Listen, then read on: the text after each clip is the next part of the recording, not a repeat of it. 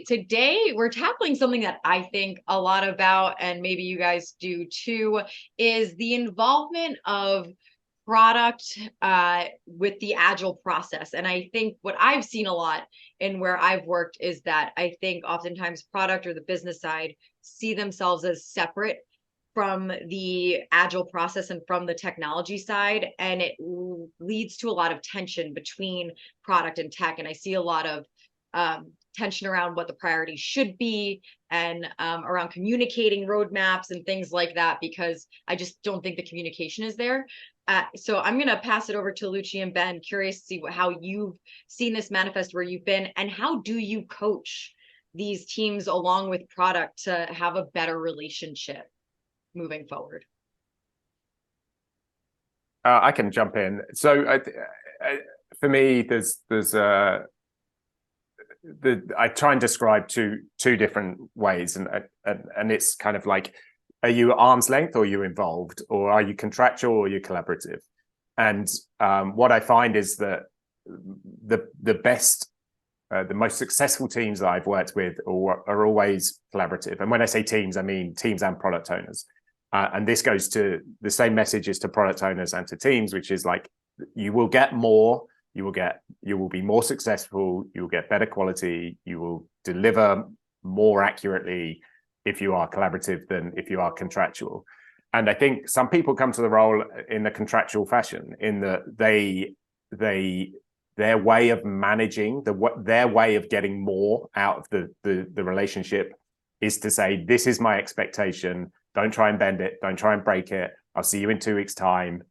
And that's the way they think they will get more, by asking for more, incrementally more, and saying it's unacceptable if you don't meet this.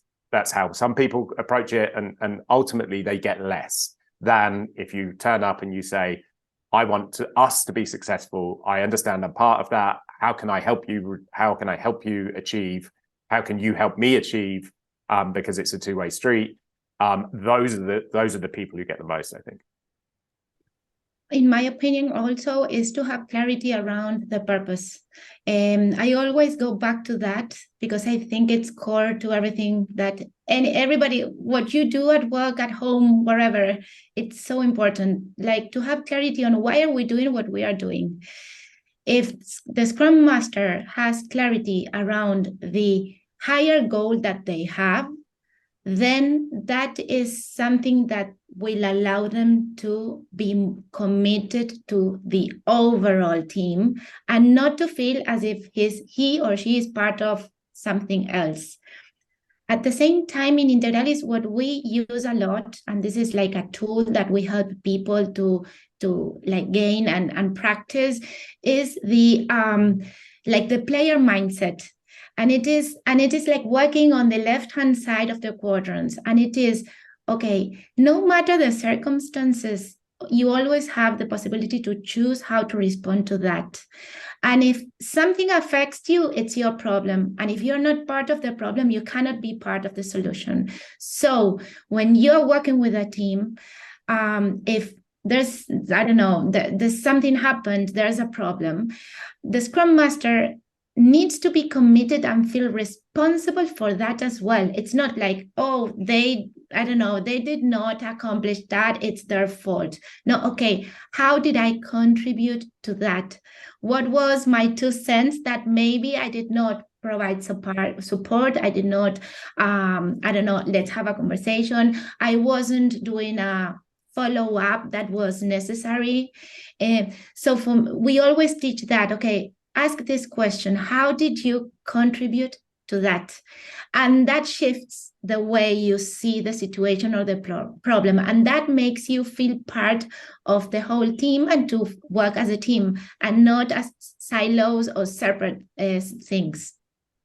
Luci, I love that point so much, because a lot of what you're saying is like you're working together, right? It's not like I'm over here doing this thing and the team's over here doing that thing. You're working together. And a big part of that is communicating, like say for instance, from product owners, I've seen a lot of frustration from product owners around the team not delivering, or not delivering fast enough, or not delivering what it was that they wanted.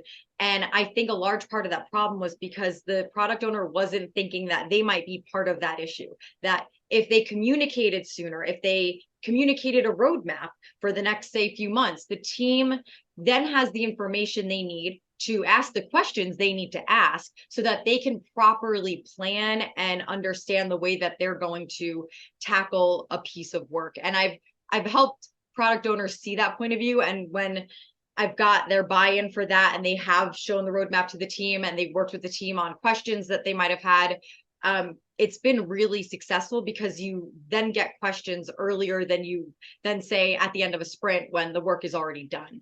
And a lot of times I've seen that the product or business side feels like, well, why should I give them the roadmap for what we want to build for the next year? Like, they don't need to know that. They just need to know what they have to do this sprint. But the problem with that is, if the team isn't aware of what we're prioritizing, then when they're done with their work, say early in a sprint, they can't just go to the backlog and pick more work up and keep work moving, because they don't know what to work on next, because product didn't communicate it. And then now product's a bottleneck. And I think that there is not enough awareness around the way product is part of that issue of a team not being as productive as they could be. And so I think that having an understanding of when there's an issue, that it's not a team issue, it's an issue with everyone that's involved in touching your work. So that's one way that I've tried to help in terms of just bridging that gap, because I do think that there's this idea of product and technology being separate, especially when it comes to priorities, because product wants to build new stuff, but then tech also keeps in mind that we have to maintain the architecture, we have to make enhancements, we have to tackle tech debt, and that's just not top of mind for product. And it's really hard to get a product and business side to think about those things. And Alana, I would like to add that when you get involved and you are committed to that, and you understand the root cause of that issue, then that is like a learning experience. And then you can apply that in the future. So maybe you will avoid making the same, or maybe there was a mistake. I don't know what happened, no, but like, maybe you can avoid making the same issue or problem, because now you learned how to do the things differently and more effective. My last question to you two is just, have you had those tough conversations with the business side, and how do you get them to see why their involvement is important, and could also be the problem? Because that could be a tough discussion. And I've had to say to some product owners, like, well, you're not giving them what they need, so they're not giving you what you need. And that's something that you have to see. In my opinion, it is like to be aware of the impact that they have on others.